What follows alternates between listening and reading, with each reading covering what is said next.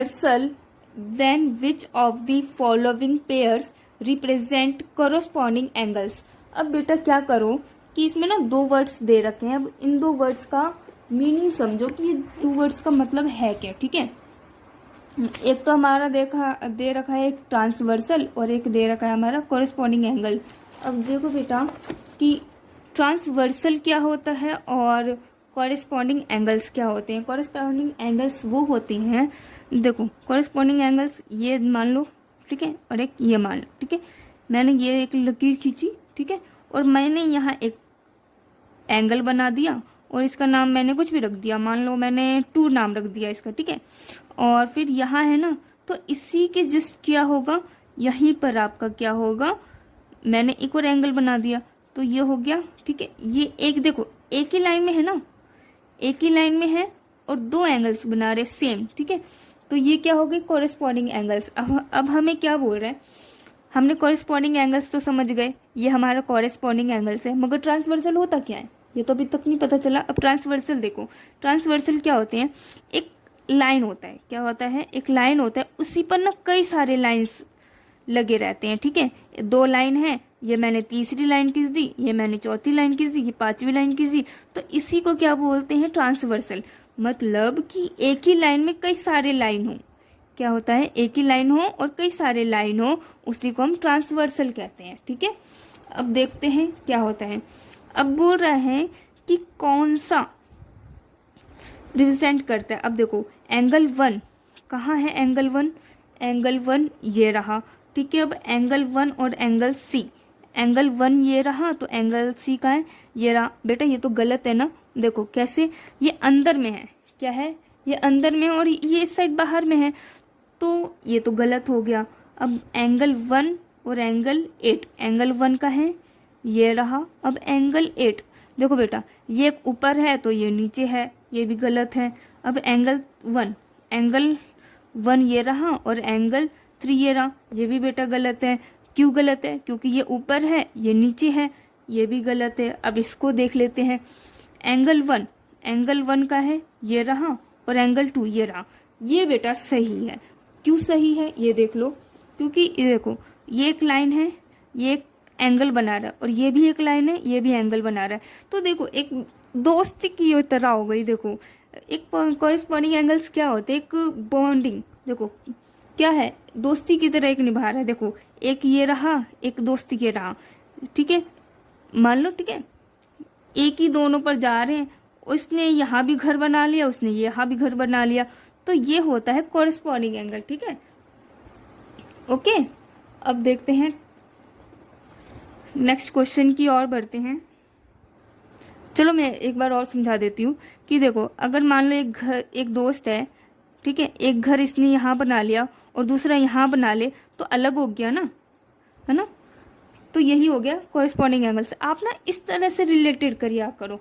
ठीक है, पढ़ाई हवा में उड़ा देते हो, एक पढ़ाई को ना एक मस्ती में लो। ठीक है, अब देखो which frequency does the tally mark, क्या दे रखा है हमें, टैली मार्क दे रखा है, अब रिप्रेजेंट्स करना है। ठीक है, अब देखो टैली मार्क होता क्या है, टैली मार्क आपने पढ़ाई होगा, टैली मार्क क्या हो, कुछ नहीं, बस लाइनिंग दे देता है। जो लाइनिंग होता है वो 4 की होती है, कहाँ कितने की होती है, 1 2 3 4।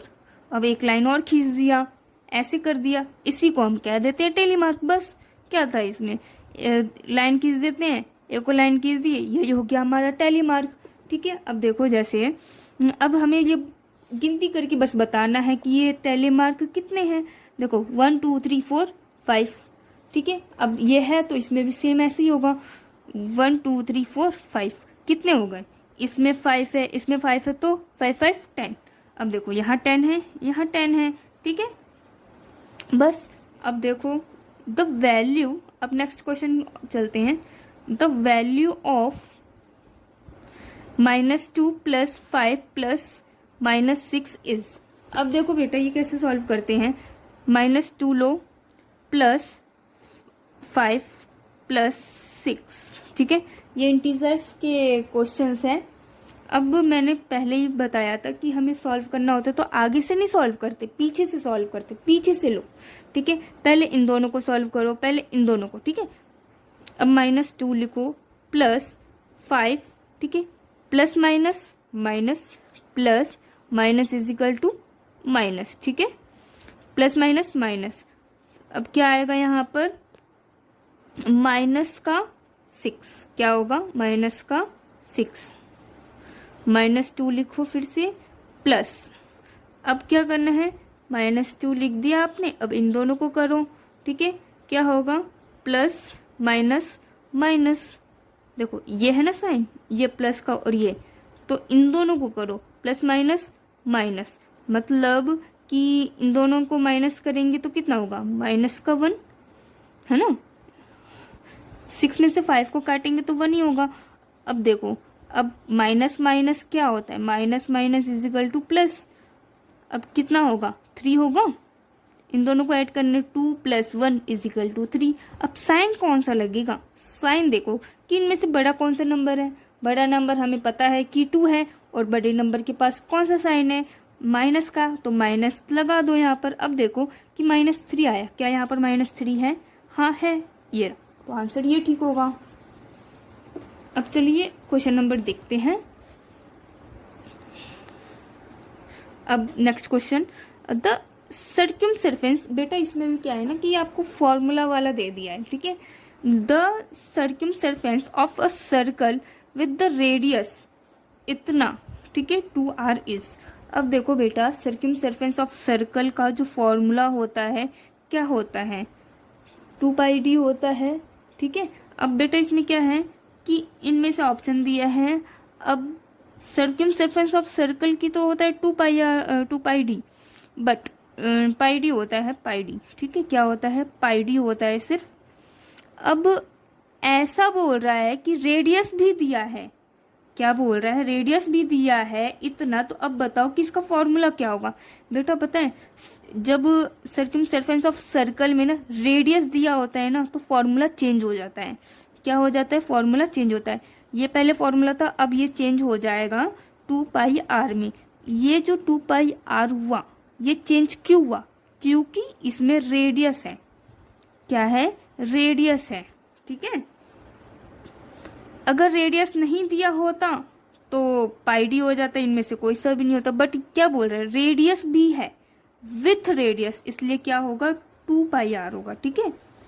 अब next question, area of ABC is not equal to, ठीक है, एंगल ABC